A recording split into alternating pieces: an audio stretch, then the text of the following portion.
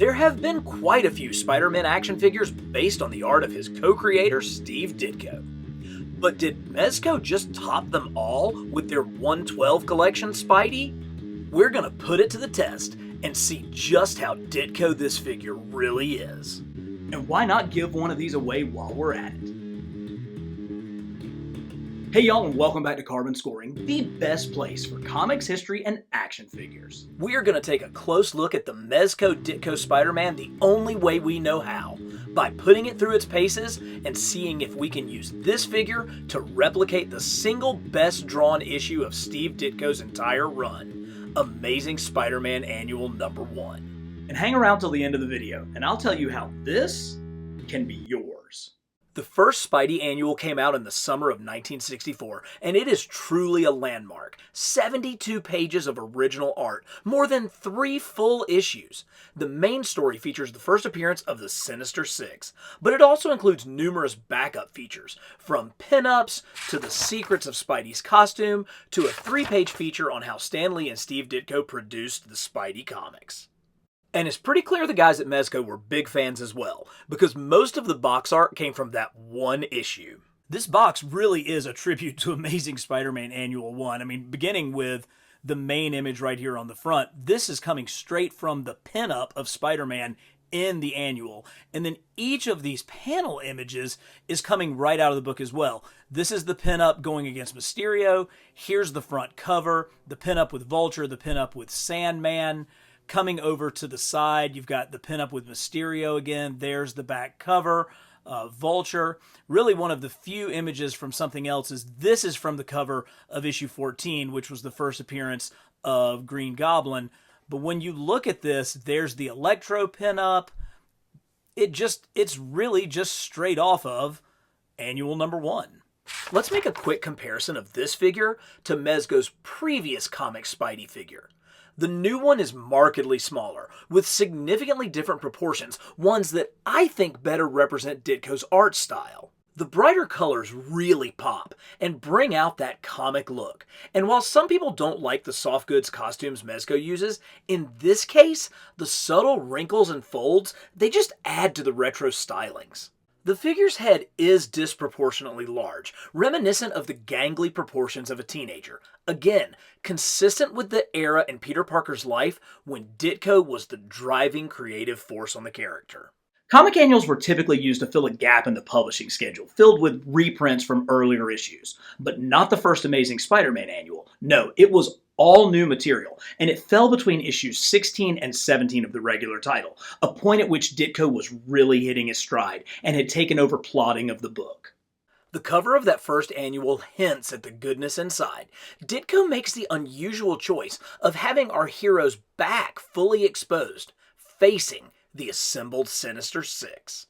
I'm sad to say that one of the most disappointing parts of this figure for me is the back. First off, you take a look at it. Look at how big that spider logo is on the back in Ditko's drawing. Now, I think they're really trying to go for the Ditko style here, but it's just so much smaller. It looks like there's so much blank space back there when they really could have filled it up with the logo. A couple of other things that kind of drive me crazy.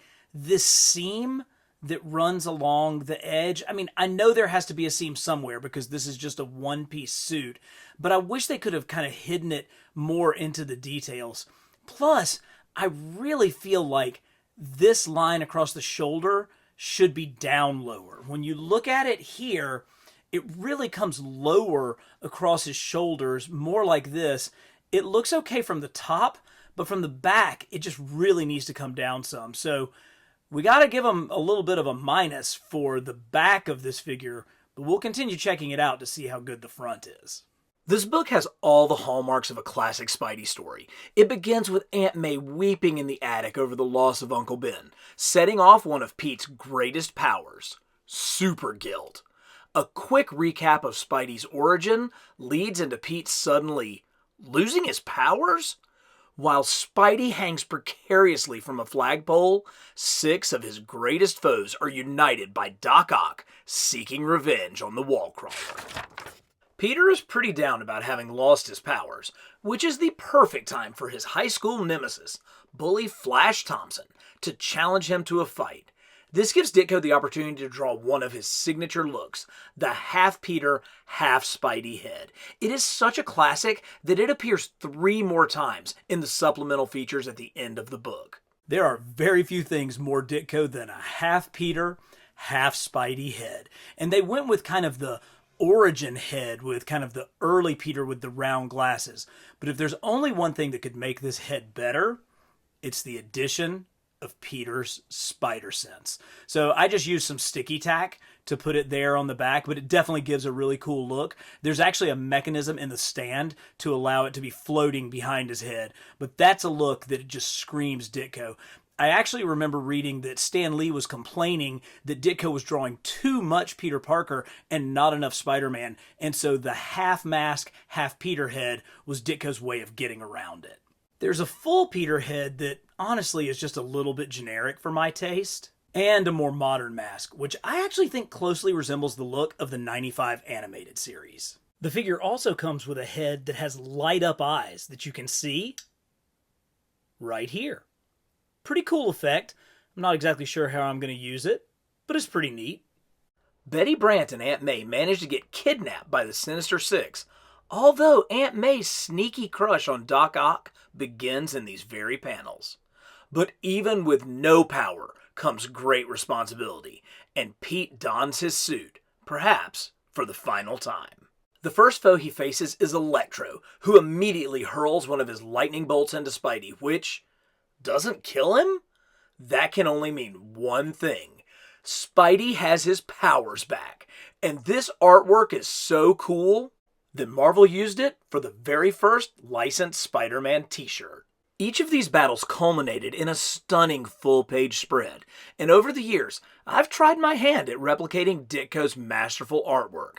I genuinely consider these 6 spreads as the pinnacle of comic art. So with a crushing left hook, Spidey takes out his supercharged foe. The Mezco figure was able to replicate this scene pretty well, but the limited ab crunch and minimal articulation at the ankle keep it from being a perfect match. Let's talk about articulation, because that's something that these Mezco figures have known to be criticized for, and it mainly deals with the fact that they have these one-piece cloth costumes. But Spidey actually has pretty good articulation. You can see, you can get to, over 90 degrees with the shoulder, but you do go forward and back really well. A little bit of crimping of the material, but not too bad. The hands actually work pretty well because these wrists are on a swivel ball peg, so you can go up and down all the way around. No problem with the head. The head is probably one of the most articulated areas. And the hips have pretty good range as well. The 2 places where I have the most criticism of the articulation of this figure, one is at the ankle. You just don't get much at all at that ankle. And when you're trying to get into Ditko-type poses, you really need to be able to get the bottom of the feet up and exposed. It's one of the hallmarks of Ditko's art. So that one's really tough because you just don't get hardly anything there. The other thing, any good Spidey really needs to have a big-time ab crunch, and this one just doesn't. You can feel there's a joint there at the waist, and then there's a second joint right here, but this one does virtually nothing. I mean, very little side to side, very little front to back. So trying to get into crunchy Spidey poses is pretty tough with this guy. And as we continue going with the recreation of the comic art, you'll see where some of those limitations really show up.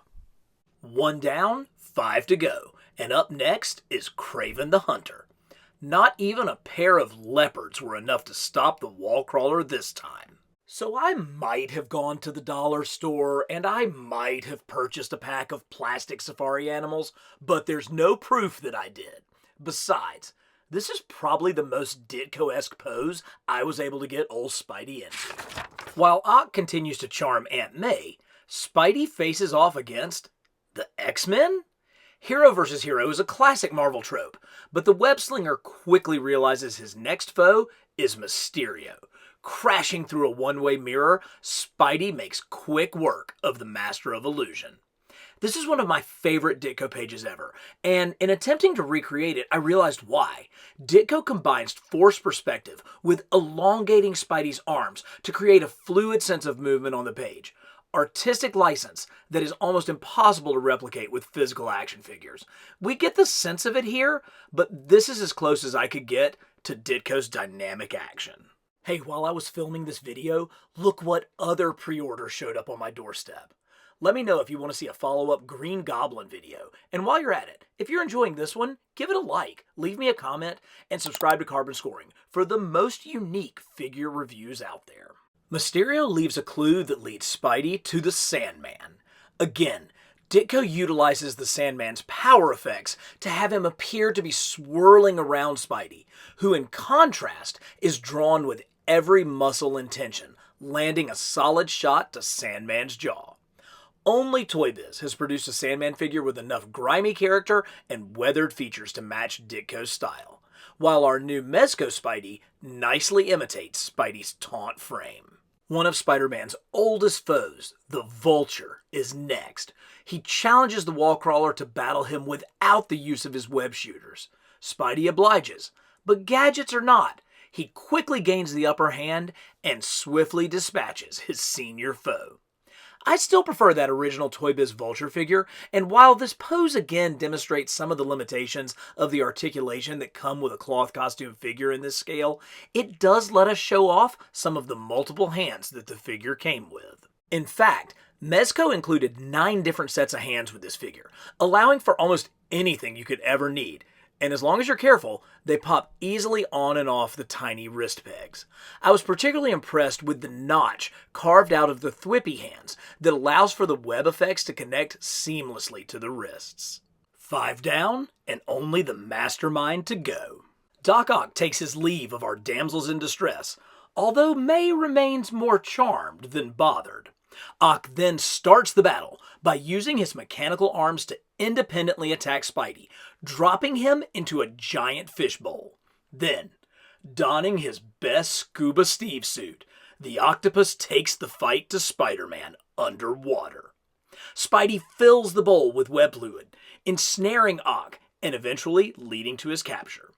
The webhead then frees Betty and May, who yet again states her preference for Octavius over her own nephew. As he swings away, in one simple panel, all of Ditko's skills are on display. The taunt, contorted muscles, the unique perspective, creating motion across the page, and of course, those classic Ditko feet coming right at you.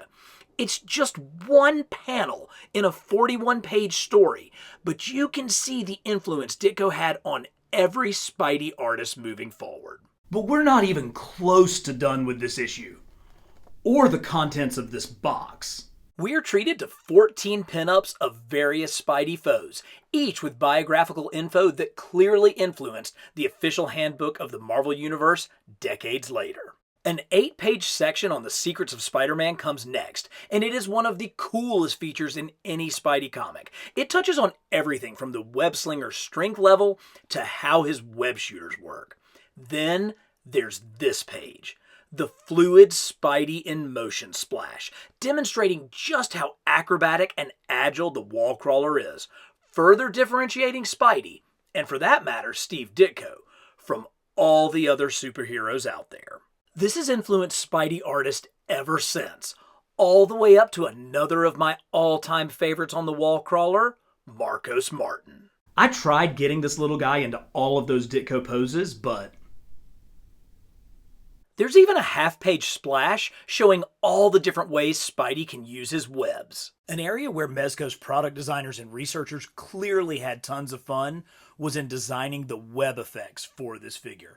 You get all kinds of cool webs, but one of the more unique ones is this one, which shoots out from his wrist, but then has an open circle so that you can loop around the bad guys and have them captured with the webs.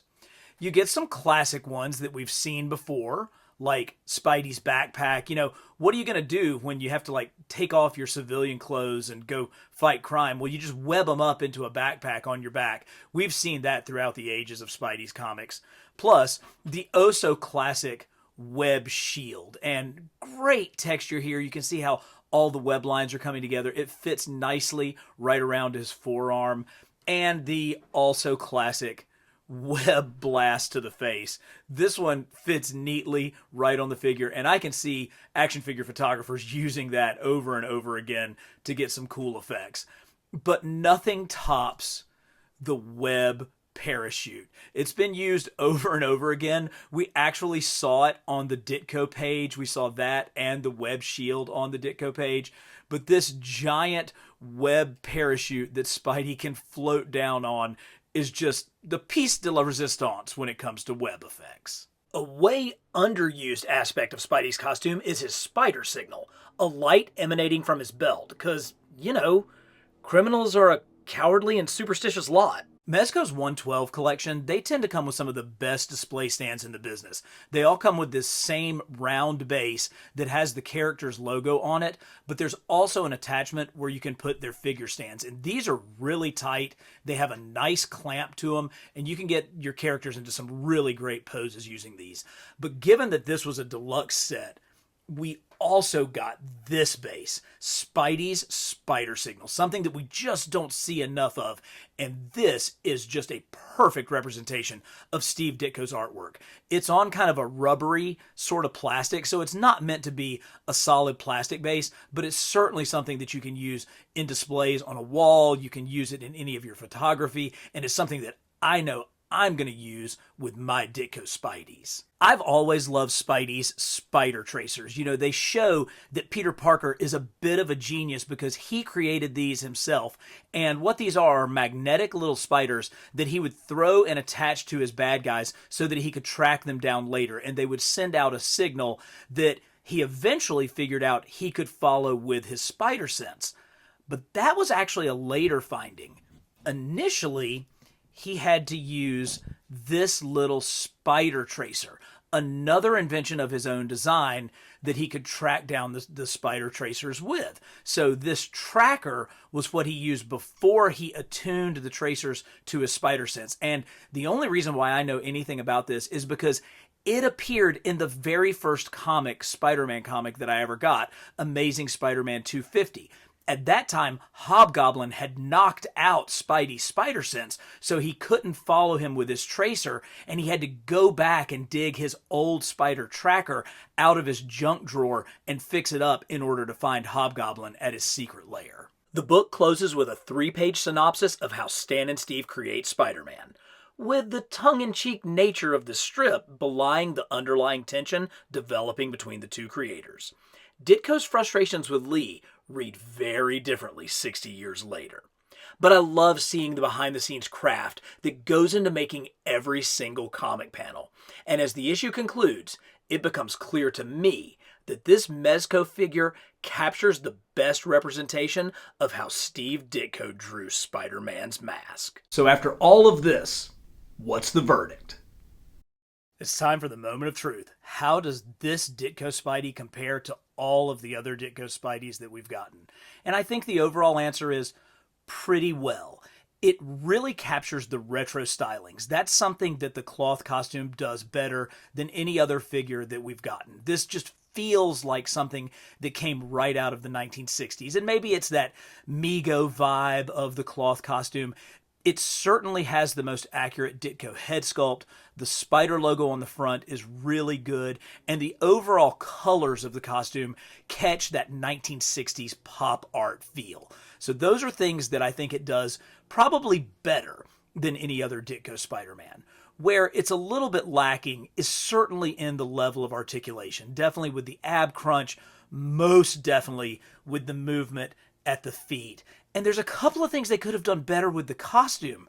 I'm still really disappointed by the size of the spider logo on the back and how high up the shoulders come. They really should have come a little bit further. Plus, this is one of those opportunities where you could have done the web wings underneath the arms. The shoulders only go to there. You could have had a webwing cloth that would have fit with that. You're not going to run out of movement on that. This is one that could have captured that truest Ditko look with the web wings in a way that our plastic, super articulated Marvel Legends figures just never could.